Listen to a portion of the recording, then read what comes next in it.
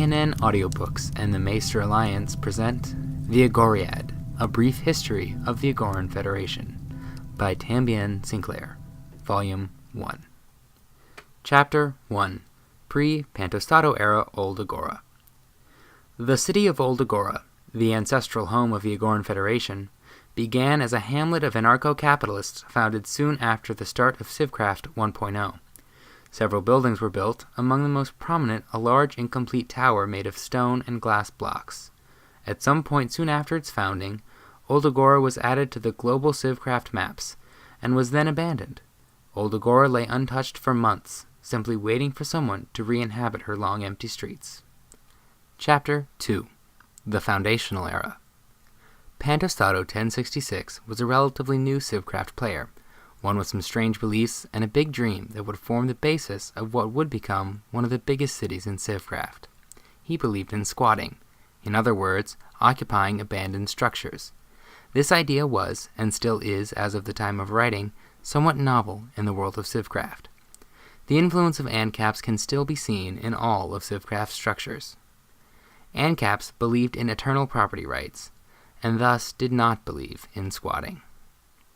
However, Old Agora had been abandoned for so long that the ANCAPs who had founded it had either forgotten about it or left the server. Thus, there was no problem when Pantostado 1066 moved into the ruins of the city with some IRL friends and began to rebuild, redevelop, and revive the city. A central point of this revival was Pantostado 1066's dream, which attracted several of the citizens that began to move to Old Agora, including myself. That dream was to build a university in Civcraft, a place of learning where the knowledge of the server could be brought to be shared freely. I had spawned in the abandoned city of Mercer, enjoying the history department of the Agora State University, as well as constructing a museum showcasing what I had found on my journeys. As the university grew, so did the city itself. It was during this era that such notable names as Nukje joined what would become the Federation. However, this golden age was not to last. Chapter 3. The Agoran Republic and Alkaoni. Following the increase of the population of Old Agora during the Foundational Era, Pantostado 1066 decided that it was time to create an Agoran government.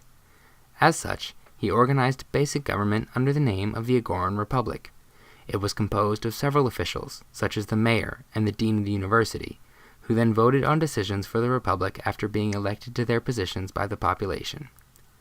Pantostado 1066 was easily elected as the first mayor of the Republic, Don Vlanar as the first senator, Alpav as the first tribune, Galvin as the first consul, and myself as the first dean of the university.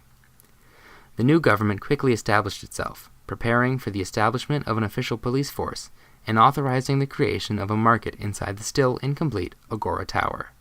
The city grew still further as people expanded the public farms and worked to increase their wealth and establish themselves. However, as all Civcrafters sadly know, some people just want to watch the world burn. Alkaoni was a group of people like that. Role-playing Muslim terrorists, they rolled through Old Agora, placing diamond-reinforced obsidian everywhere and destroying the still largely unreinforced city. Their reason? The Agora State University had no Muslim studies class. All attempts to fix the damage and rebuild Old Agora were met with destruction by Alkaoni, which continued to harass the city.